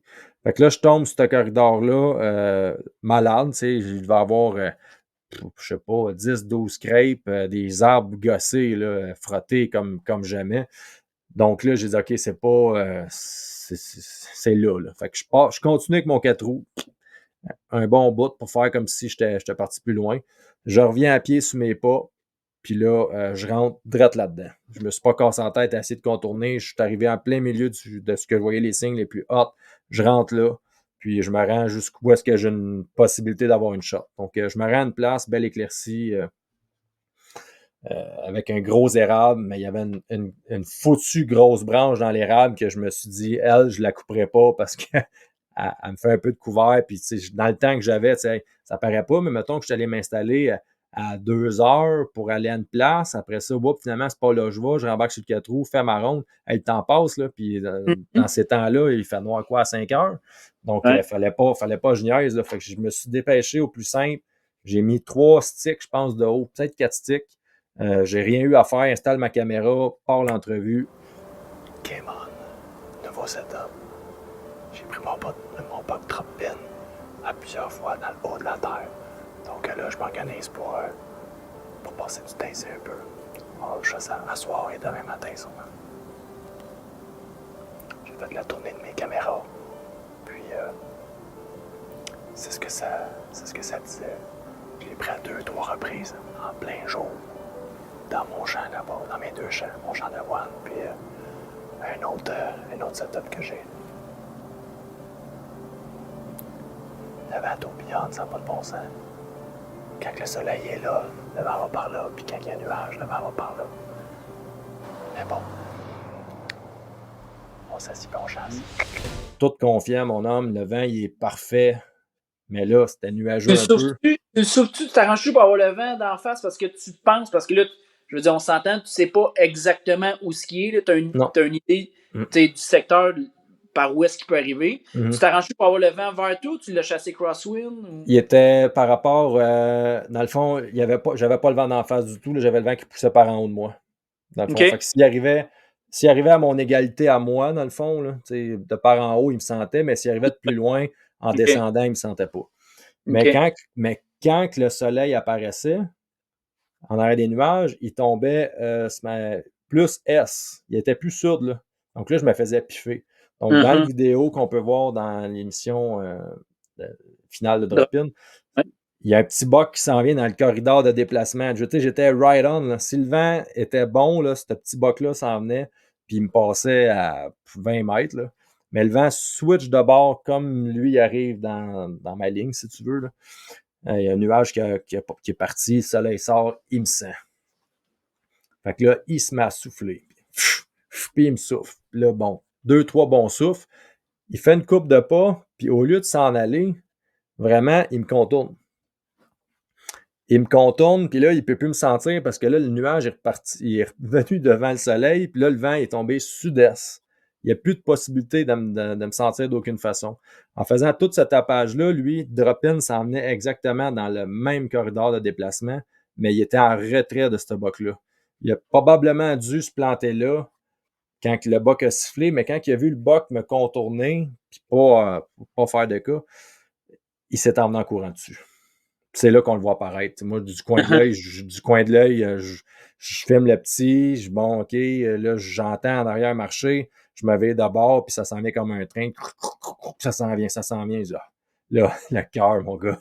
Ça, j'allais dire, c'est quoi ta première réaction quand tu le vois apparaître? Là? J'ai dit, il faut que je le tue. Il faut que je le tue. T'as voulu ta chance, parce que dans tout ça, Tu sais, quand tu regardes toute l'histoire qu'on a, Dave, normalement, quand on les voit, on les tire. Ouais. Normalement. Puis je voulais en arriver à ça, le voir, puis avoir une chance de le tuer.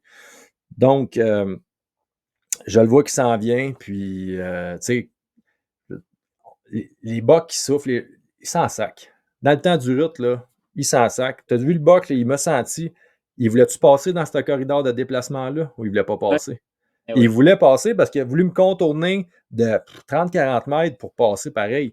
Tu sais, la force du hang and hunt, là, c'est quand tu es surprends, ils sont pas certains. Ils veulent confirmer vraiment t'es où. Ils veulent confirmer la source. Ils veulent confirmer.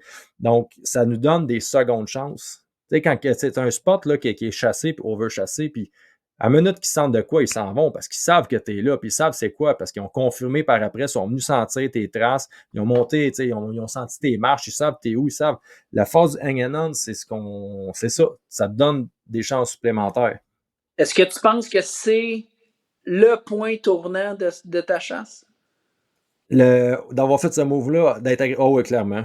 Et je veux dire, tu sais, j'aurais pu me mettre en retrait, j'aurais pu attendre. Tu sais, je veux dire, ça donne quoi au final quand la saison dure juste une semaine? Là? C'est là qu'on a complètement changé notre mentalité. Tu te souviens quand on a commencé à chasser ensemble, Dave, on était plus. Moi, j'étais plus du style, j'avais lu un livre, ça s'appelait Bunting Trophy Whitetail. Le gars, c'était un gars hyper Il patient. y avait des spots pour les bons moments. Puis, Les bons moments, il fallait attendre le bon vent. Puis là, mais quand tu fais ça, tu te rends compte que tu arrives à la fin de la saison, tu n'as jamais chassé tes bons spots. Parce que Ouais. les gens, ils n'ont pas de monde. Ben, c'est ça. Fait que j'étais encore là-dedans, fait que j'ai changé un peu. Puis tu sais, tu m'as amené, tu m'es arrivé avec une statistique. Hey, tous nos kills, on les fait sur des nouveaux. T'as bien raison. Toutes les bucks que j'avais tirés dans ma carrière d'avant Arcmaniac, c'était tout sur des sites de même de hang and hunt que j'arrivais à c'est hot, il y a une scrape je m'installe, paf, tu sais, le buck. Ça a toujours été ça, dans le fond, pour ce qui est de moi. J'ai rarement fait des setups, tu sais, bêtés, puis tu sais ce que les gars de Luc et Tommy font, j'ai jamais été capable de faire ça. Jamais dans mon coin, jamais. Fait que, on posait pas autant qu'il y en avait. Je veux dire, on a essayé dans les débuts, là. On posait 125 femelles, puis pas une corne. Là. Non, je sais pas pourquoi. Cette place-là, les baits, ça n'a jamais marché, puis bon. Fait qu'on s'est habitué, on a chassé différemment, puis regarde, on a connu du succès, là. Mais c'est ça, tu sais, oui, je peux te dire que ça a été le point tournant de le hang and hunt, puis c'est vraiment ça qui m'a fait... j'ai évolué dans ça, j'ai pris un step avec ça, là. Mes chasses sont plus du tout de la même façon, je les fais d'une façon très différente aujourd'hui grâce à Drop-In. On va y Ça serait-tu ton conseil numéro 1 que tu donnerais au monde? Oui, mais sachez dans quoi vous embarquez. Tu sais, le hang and hunt, on ne peut pas dire que c'est fait nécessairement pour tout le monde, dans le sens que, bon, il faut être un petit peu en forme, il faut savoir où aller à la base un peu plus si vous voulez être concis dans vos attaques. Faut, tu sais, les caméras, là, où est-ce que je suis allé chasser Drop-In, j'avais jamais mis une caméra là. Tu sais, les caméras, maintenant, il faut les mettre dans les endroits, dans les chemins qu'on pense qui ont des chances. Ce qu'on met le moins d'impact, puis après ça, on va faire nos kills ou nos attaques. Ça compte. T'sais, à chaque fois qu'on va relever une caméra, c'est comme si tu chassais. Tu es allé là, tu as laissé des odeurs, tu as relevé ta caméra. Donc, quand tu es dans leur spot, dans leur aire vitale, à chaque fois que tu fais une intrusion, ça a un impact. Tandis que quand tu as ton arc, au moins, là, tu fais une intrusion, mais tu as toujours bien une chance de le tuer, pas juste de le prendre en photo. Là. Ah oui. Ben, c'est la grosse différence. C'est ça, on le dit souvent. Tu le prends en photo, tu veux le tuer. Ben, c'est ça. Fait que Drop-In arrive, pour conclure mon histoire avec lui, Drop-In arrive, vient pour... j'ai entendu Snort Wheezy, on ne l'entend pas là, dans la vidéo, là, mais il snort à cause du bruit ambiant de l'autoroute, là, mais il snort Wheezy, il est en tas après l'autre buck. Mais là, fouille-moi pourquoi, au lieu de continuer à suivre ce buck-là, il s'en vient vers moi, vers mon arbre. Il était dans le clair, là, je l'avais sur caméra, tout était parfait, mais il a décidé de bifurquer.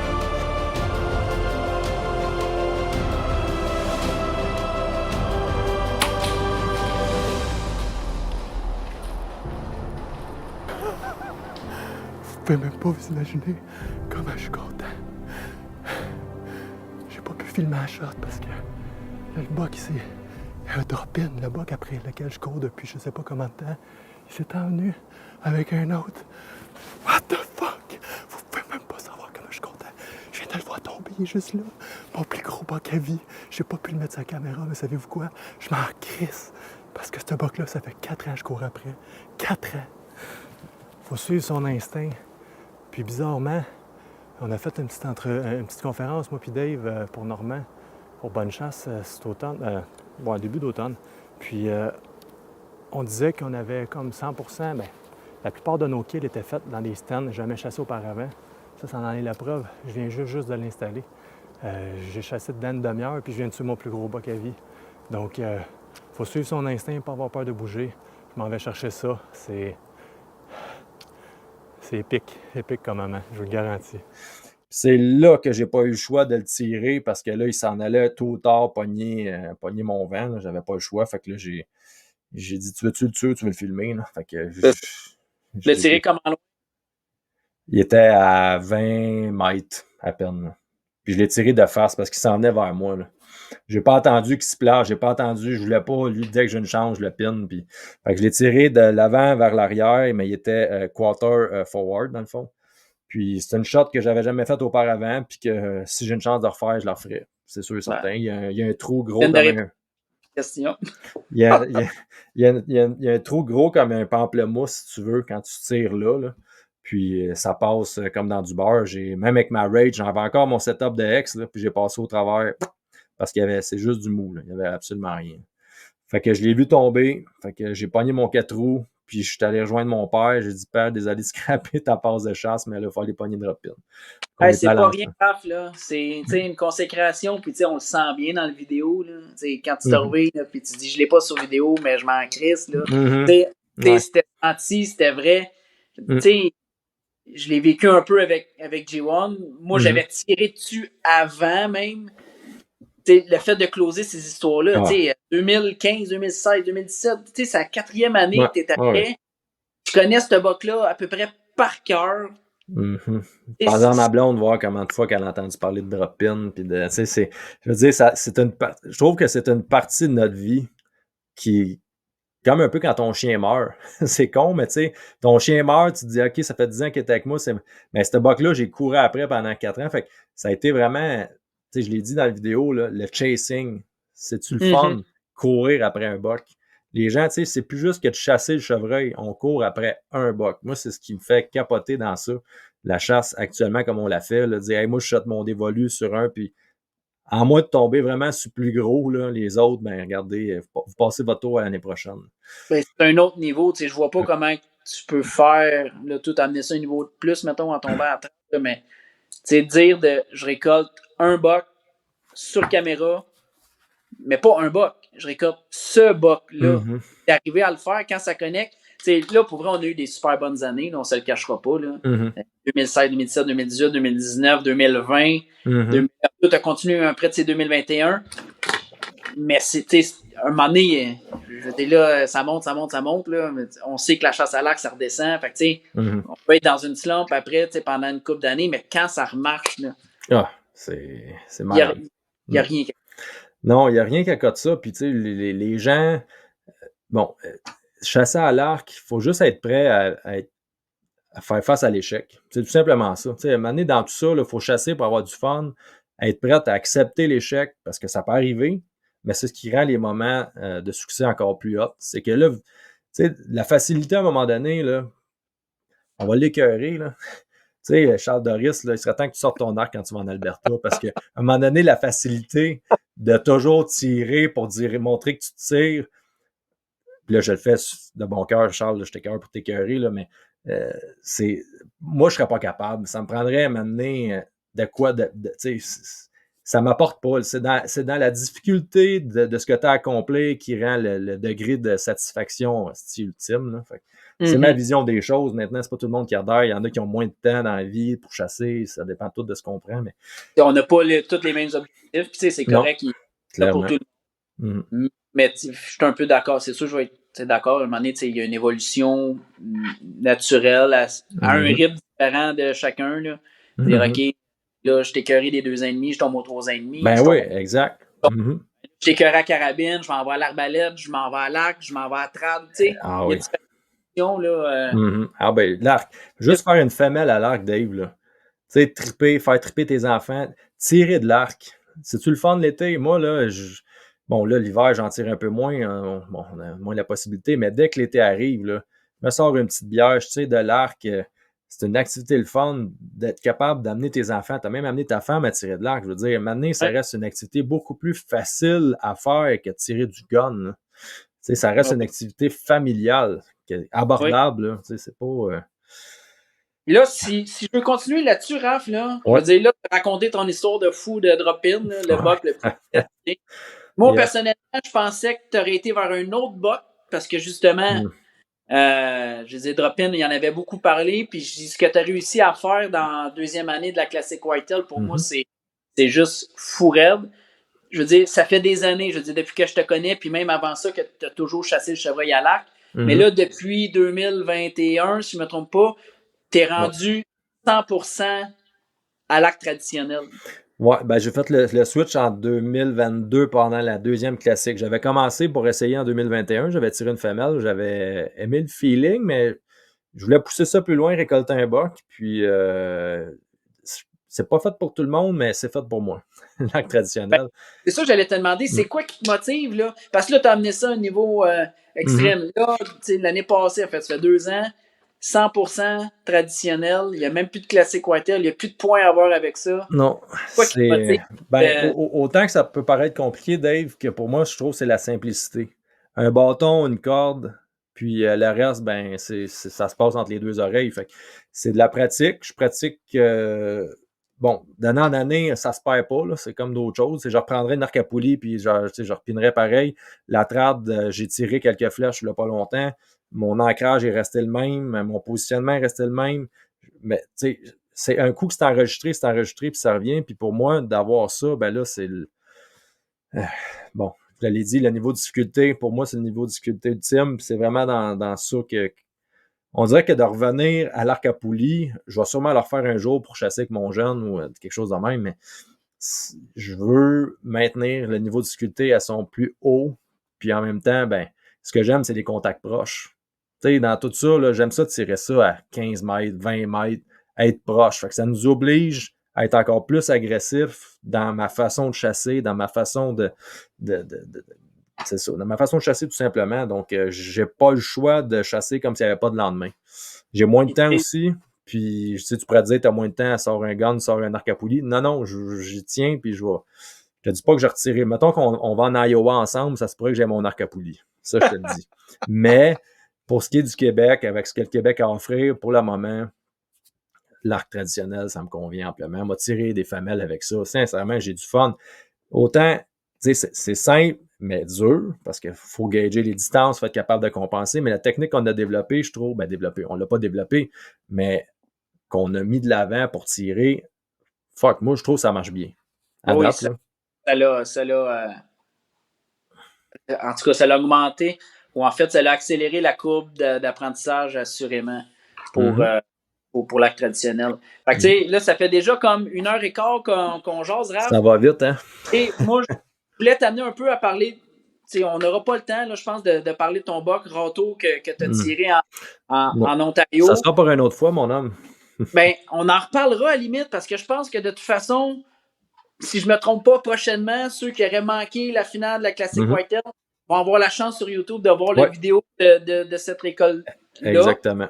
Selon moi, le méga accomplissement là, de récolter un buck mature en décembre en Ontario. À l'acte traditionnel, c'était juste fou raide. On va pouvoir voir ça sur YouTube prochainement. Yes, sir. Ben, les deux finales, Dave, on va mettre la saison 1 et la saison 2 sur notre chaîne YouTube. Donc, les gens qui n'auront pas eu la chance de voir les classiques Whitetail, vous allez pouvoir vous retaper nos finales à nous. Là, je pense que tu vas rendre plusieurs personnes très heureuses avec ça. T-Mite Easton is back. Yes. Sur YouTube. Vite de même. Oui. En 2-3 points, tu chasses l'Ontario, tu chasses le Québec. Depuis une couple d'années, on t'entend parler. C'est quoi les pots, c'est quoi les comptes? C'est quoi, mettons vite, là, les plus grandes différences, puis qu'est-ce qui t'attire?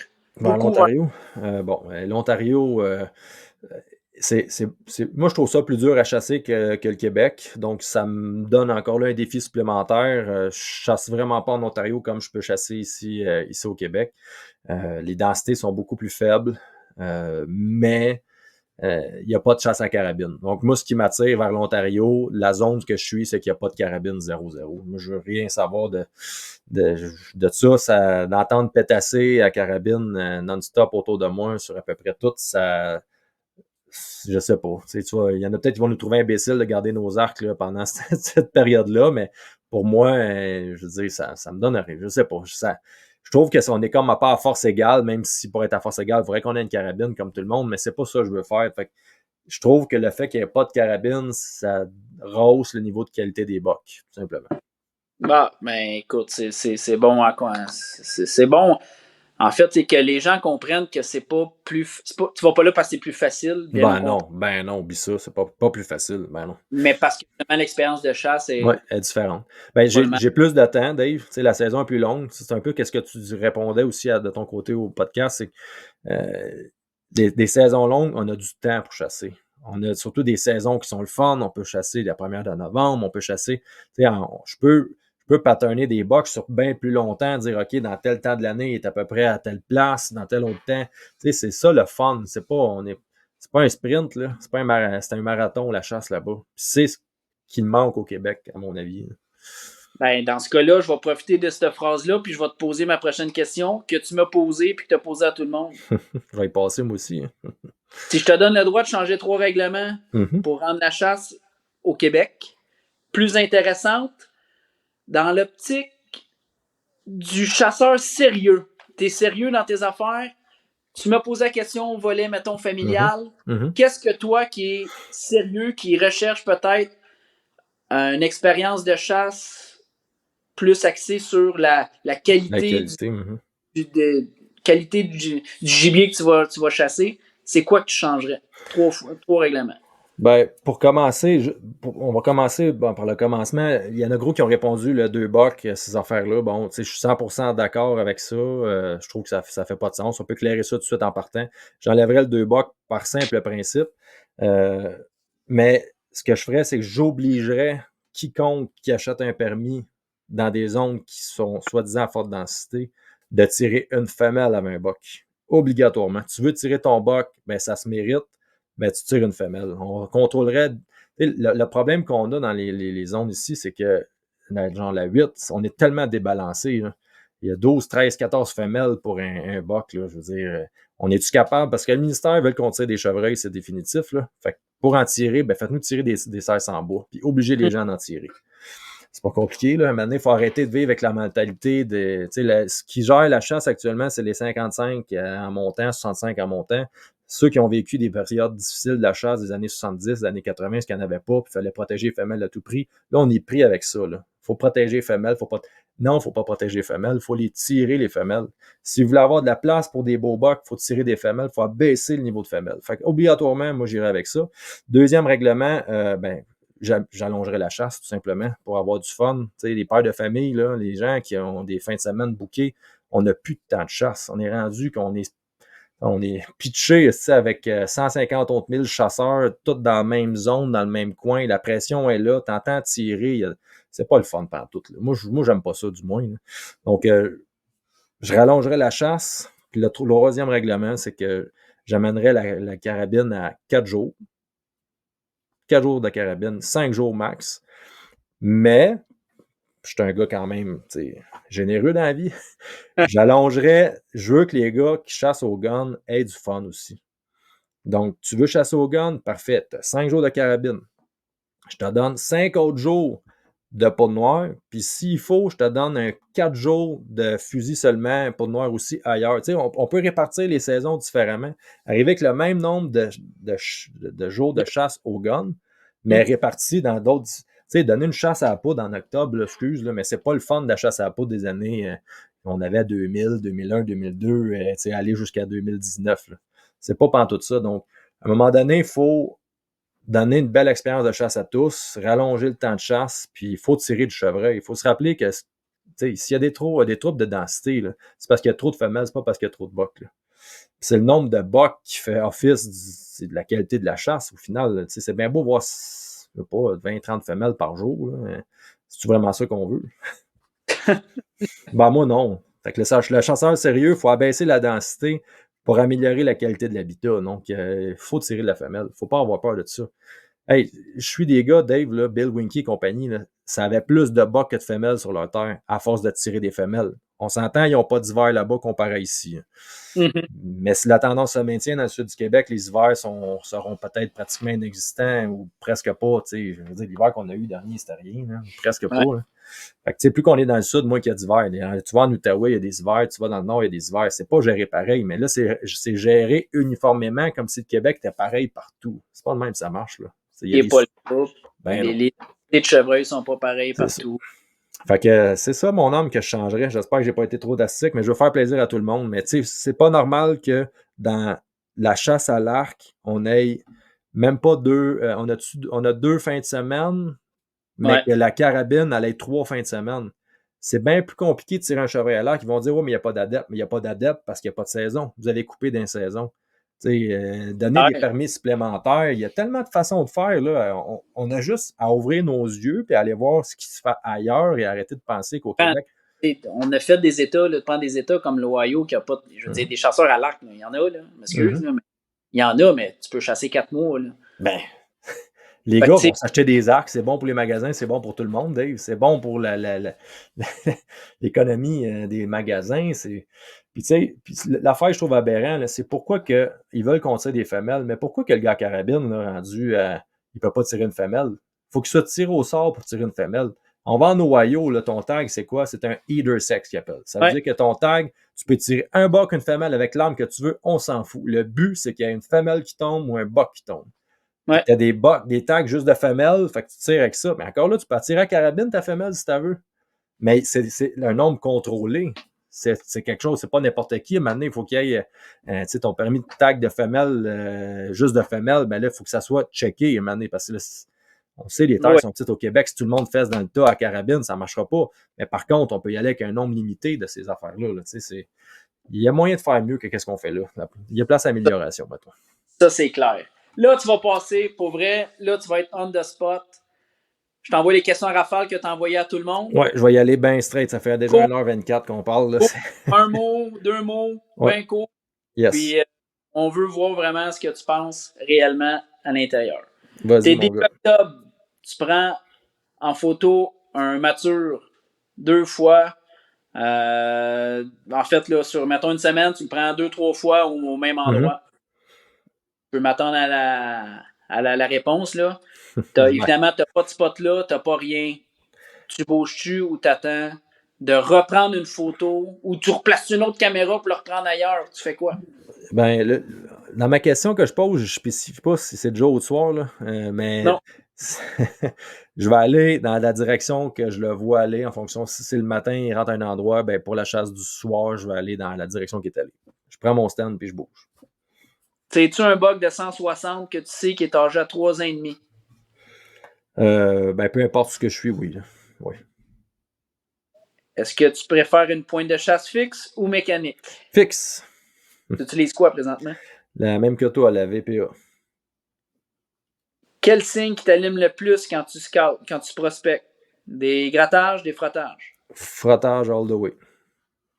Sauf en plein temps de route. Si il y a des grattages frais, faits, là, c'est vraiment frais, là, je peux dire, mais pour les chasses hâtives, début de saison, c'est les frottages. Sûr et certain. On se ressemble quand même pas mal, finalement. Ouais, ça. T'as ton shooter, pancarte, 50 mètres, ligne de tir très dégagée. Tu tires ou t'attends? Ben, vu que j'ai une trappe dans les mains, je vais dire que je sais pas, j'attends. Sage décision. Pour ou contre une augmentation, tu en as parlé déjà, mais une augmentation de la saison des armes à courte portée puis une diminution de la saison de la carabine. Pour, en autant qu'il te donne plus de permis qu'on tire plus de femelles possible à l'arc avec armes à courte portée. Là, c'est la mode. Es-tu traversé au saddle ou t'es toujours un Mirador? Ben non, moi je suis un vieux. Je suis encore Mirador. C'est vrai que t'es quand même vieux. Ouais. Tu vois un buck dans le salle, tu penses que c'est ton shooter. Tu fais quoi? T'attends? Tu grandes Snortweez? Je vais, dépendamment du comportement, je vais tenter un grand. Si je vois qu'il n'y a pas de réponse, Snortweez, s'il n'y a pas de réponse, j'arrête ça là. Une chose que je casse une branche. Snortweez, je casse une branche. Pour tu que frappes là, frappes pas tes cornes? Non. Non, mes cornes sont, sont dans le truck. Là. Je ne traîne pas avec moi. La meilleure façon de les traîner, ça. Ouais, je les traîne dans le truck. Ça, j'ai hâte d'entendre ta réponse. C'était le 7 novembre. Tu as trois endroits pour chasser.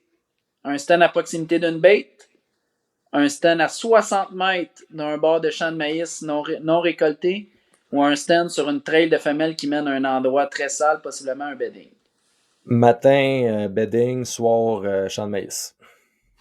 Fait que 7 novembre, pas dans le décide. Ben, ça dépend. On dirait que, tu sais, au bord du champ, bon, le matin, dépendamment, c'est dur de rentrer là, je trouve. T'sais, au Québec, je rentrerais pas forcément là, fait que j'aimerais plus rentrer l'après-midi, bord de champ, puis le bedding, ben, je rentrerais le matin, mais pas l'après-midi. Fait que, tu sais, il y a comme pas de all day. Si j'ai un all day à faire, je le ferais au bord du bedding, c'est sûr et certain, mais je sais que je serais plus dans l'action maintenant. Fait que c'est ça qui me... Quand ils quittent le bedding, les femelles sont plus là. Fait que c'est fini. Là. Ben, t'as réussi. T'as répondu à toutes les questions. Raph, je te remercie de m'avoir donné la chance de te passer en entrevue. Hey, c'est Dave, ça fut plaisant. Puis on a fait ça quand même 1h30. Là, ça paraît pas. Je pensais, tu sais, en tant que le gars qui pose des questions, je regarde le temps, puis là, je me dis, Colin, mais je le vois pas plus le temps passer, mais je le vois encore moins passer en racontant notre histoire. Là, c'est fou. Non, mais ça va vite. Puis, tu sais, quand c'est des longues histoires comme ça, qui s'éternisent sur plusieurs années, ben, je veux dire, c'est normal que ça prenne un peu de temps. Il y a des affaires que les gens ne savaient pas. Je veux dire, drop-in, j'en avais parlé dans mon podcast. Les box, on les avait toutes tirées 2 fois. Drop-in, c'en a un autre. Mon frère l'avait tiré. Les gens ne savaient pas ces choses-là. Hey, j'ai oublié, tu me fais penser, Dave. Drop-in, quand je l'ai tiré, là, il s'était fait tirer la veille par le voisin. Sérieux? À la poudre, puis lui, il avait manqué. Fait que le voisin en haut de moi, dans le fond, lui, il l'avait vu. Il a traversé, il a tiré à la poudre, il l'a pas pogné. T'avais-tu entendu ce coup de feu-là? Ça, c'est le matin, le lendemain, dans le fond, le matin qu'il avait manqué. Dans le fond, moi, quand j'ai commencé à chasser, le 11, j'ai chassé l'après-midi. C'est le matin du 11 qu'il aurait tiré, puis manqué. Fait que moi, le lendemain, il est mort. C'est des vraies machines de guerre. Puis comme tu as toujours dit, un arc, ça part tout le temps versus un pas de nom. Clairement.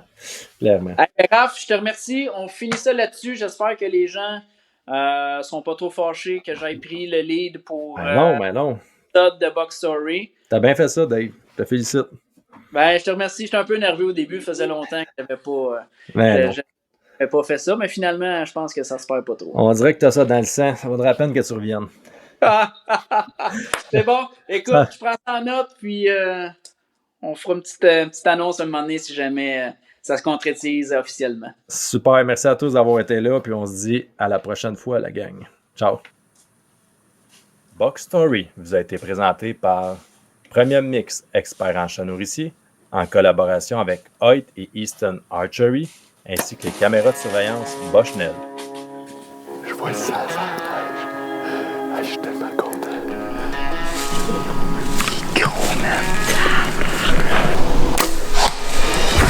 C'est ça!